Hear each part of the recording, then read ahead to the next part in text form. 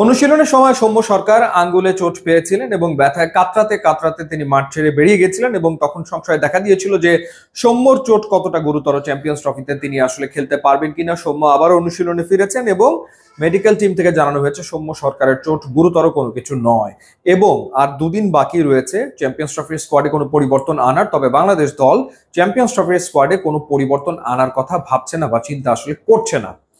Phil Simmons Bangladesh দলের head coach হিসেবে যিনি দায়িত্ব পালন করছেন, তিনি বলেছেন যে বাংলাদেশের পক্ষে চ্যাম্পিয়ন্স ট্রফি জেতা সম্ভব। এই কথা তিনি আসলে বলেছেন। 2017 সালে চ্যাম্পিয়ন্স ট্রফির সেমিফাইনালে বাংলাদেশ খেলেছিল এবং সেটা আইসিসির কোনো ইভেন্টে বাংলাদেশের সেরা পারফরম্যান্স। এবার জেতা সম্ভব বললেন কোচ, কিন্তু কথা হচ্ছে কি ধরনের প্রস্তুতি বাংলাদেশ নিচ্ছে চ্যাম্পিয়ন্স ট্রফিকে সামনে রেখে এবং অন্য দলগুলো কি ধরনের প্রস্তুতি নিচ্ছে। পাকিস্তান হোস্ট টিম তারা ট্রাইনেশন সিরিজে খেলছে নিউজিল্যান্ড এবং সাউথ আফ্রিকাকে নিয়ে এবং এরই ভেতরে আমরা দেখেছি দলগুলোর কি কন্ডিশন, তারা কি ধরনের ক্রিকেট আসলে খেলছে। 300-র উপর রান হচ্ছে এবং সেই রান আর এক দল অনায়াসে টপকে যাচ্ছে, এই ধরনের পারফরমেন্স আসলে আমরা দেখতে পাচ্ছি।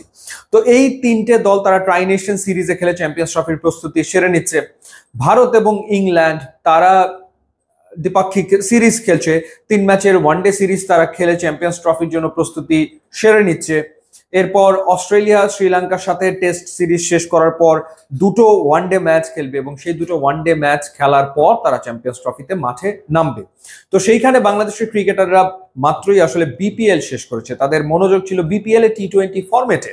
তো ফরম্যাটটা কিন্তু বদলে যাচ্ছে, টি20-র জায়গাতে ওয়ানডে ক্রিকেট খেলতে হবে এবং এই যে বদলে যাওয়াটা, এই বদলে যাওয়াটার সাথে মানিয়ে নিতে কিন্তু বাংলাদেশ দলের ডেফিনেটলি সময় লাগে, কিন্তু সেই দিকটার ব্যাপারে বিসিবি আসলে খুব একটা মনোযোগী হতে পারেনি, কারণ তাদের মনোযোগ ছিল একটা সফল বিপিএল আয়োজনের দিকে।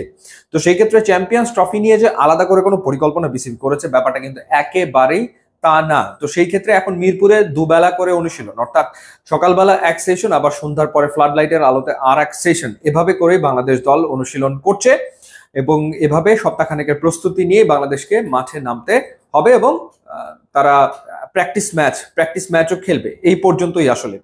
ওয়েস্ট ইন্ডিজের বিপক্ষে বাংলাদেশ যে ওয়ানডে সিরিজ খেলেছিল সবশেষ, সেই সিরিজের রেজাল্ট কি সেটা নিশ্চয়ই আপনাদের মনে আছে। সেই সিরিজে বাংলাদেশ কিন্তু আসলে হোয়াইট ওয়াশ হয়েছিল।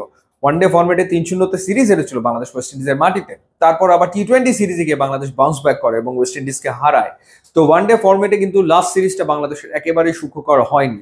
তো সেই জায়গাটাতে বিপিএল শেষ করে এই কয়েকদিনের এই নেট সেশন করে আসলে চ্যাম্পিয়ন্স ট্রফিতে বাংলাদেশ জিতে যাবে, সেটা যদি হয়, সেটা হলে সেটা সত্যিকার অর্থে দারুণ দারুণ দারুণ ব্যাপার, অবিশ্বাস্য একটা ব্যাপার হবে, যেখানে অন্য টিমগুলো পুরো দমে আসলে প্রস্তুতি নিচ্ছে।